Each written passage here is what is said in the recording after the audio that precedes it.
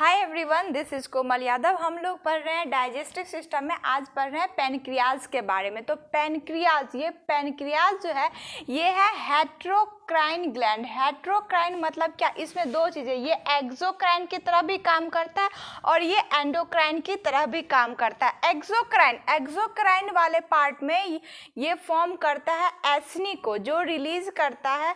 यहाँ पे जो एक्सोक्राइन वाला पार्ट होता है इसमें पैनक्रियाटिक जूस रिलीज होता है और ये जितने भी पैनक्रियाटिक जूस सिक्रेशन होते हैं उसमें 99% जो होता है वो पैनक्रियाटिक सिक्रेशन एक्सोक्राइन वाले पार्ट से होता है। और इसकी जो पोजीशन होती है वो होती है limb of C shape duodenum between the duodenum के ये वाला पार्ट, अगर आपको ड्यूडेनम दिख रहा है तो ये वाला पार्ट है स्मॉल इंटेस्टाइन का ड्यूडेनम, जिसमें यहाँ पे होते हैं पैनक्रियाटिक, यहाँ पे इस पे बीच में स्थित होते हैं और यहाँ पे जो एस्फिंक्टर लगे होते हैं उसको बोलेंगे एस्फिंक्टर ऑफ ओडी। और यहाँ पे जो इसके ये हेट्रोक्राइन ग्लैंड की तरह काम करते हैं। तो एक पार्ट होता है एक्सोक्राइन और एक पार्ट होता है एंडोक्राइन।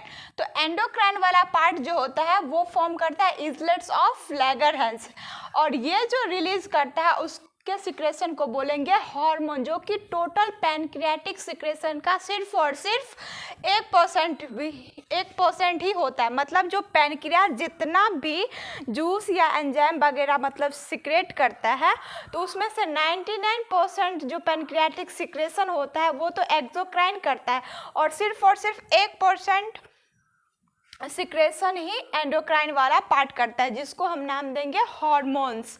तो ये देखिए, ये जो है ये आपको दिख रहा है ये पैनक्रियाज। तो ये पैनक्रियाज का एक्सोक्राइन पार्ट है, ये एक्सोक्राइन और ये एंडोक्राइन। ये है इजलेट्स ऑफ लैगरहैंस जो कि हार्मोन को रिलीज करते हैं और ये है एक्सोक्राइन वाला पार्ट। पैनक्रियाटिक जूस जो है रिलीज होता है 1.2 लीटर पर डे और इसका जो पीएच होता है वो होता है 7.8। मतलब ये थोड़ा बेसिक नेचर का होता है। 7 से जो ज़्यादा होता है तो वो हो जाता है बेसिक नेचर का और ये होता है एसिडिक नेचर का, और 7 से जो कम होता है वो होता है एसिडिक नेचर का। तो ये है बेसिक नेचर, मतलब क्षारीय नेचर का। It is a complete digestive juice, मतलब ये जो है कंप्लीट डाइजेस्टिव जूस सिक्रेट करता है, जिसमें इसका कंपोजिशन जैसे प्रोटीन डाइजेस्टिव एंजाइम भी यहीं से, स्टार्च डाइजेस्टिव एंजाइम भी यहीं से, और fat digestive enzyme and nucleic acid digestive enzyme, सारे डाइजेस्टिव एंजाइम ये सिक्रेट करते हैं। तो टोटल जितना भी कंप्लीटली डाइजेस्टिव जूस होता है वो पैनक्रियाटिक जूस में ही होते हैं, वो रिलीज करते हैं। इजलेट्स ऑफ लैगरहैंस, ये एंडोक्राइन वाला पार्ट में होता है इजलेट्स ऑफ लैगरहैंस। अगर हम एक छोटे से इजलेट्स ऑफ लैगरहैंस को देखें, मतलब इसको हिंदी में बोलेंगे लैगरहैंस की दीपिका। तो ये यहाँ पे ब्लड वेसल सप्लाई हो कर रहे हैं ब्लड को। इसमें होते हैं delta cell, beta cell and alpha cell. Islets of Langerhans में होते हैं ये 3 टाइप के सेल्स। डेल्टा सेल्स जो होता है वो रिलीज करता है सोमैटोस्टैटिन हार्मोन, जो कि इनहिबिट करता है alpha cell and beta cell के सिक्रेशन को। यहाँ पे ये आपको दिख रहा है, ये है बीटा सेल, ये था डेल्टा सेल, ये डेल्टा सेल, ये दिख रहा है ये आपको बीटा सेल। ये रिलीज करता है इंसुलिन हार्मोन को, और जिसके कारण यह अगर इसका लेवल कम हो जाता है ब्लड में तो ये ब्लड ग्लूकोज लेवल कम हो जाने से हो जाता है हाइपोग्लाइसेमिया। और अगर अल्फा सेल, ये देखिए अल्फा सेल ये रिलीज करता है ग्लूकोजन हार्मोन को, जो कि ब्लड ग्लूकोज लेवल में अगर ग्लूकोजन ये बढ़ जाता है तो हमें हो जाता है हाइपरग्लाइसेमिया। तो हमने देख लिया ये pancreas, heterocrine gland and exocrine and endocrine में होते हैं, क्योंकि इसमें एक्सोक्राइन ग्लैंड भी होते हैं और एंडोक्राइन भी होते हैं। ये रिलीज करते हैं पैनक्रियाटिक जूस और ये रिलीज करते हैं हार्मोन।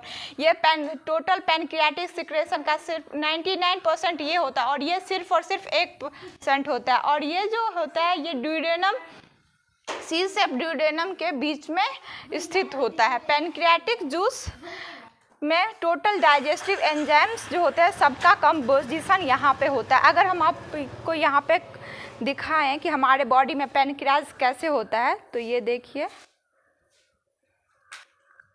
ये तो हो गया आपका लीवर, फिर यहाँ से निकले होते हैं डक्ट, फिर ये जो होते हैं हिपैटो, ये यहाँ पे ये जो डक्ट होते हैं ये जाके मिल जाते हैं और ये बन गया कॉमन बाइल डक्ट।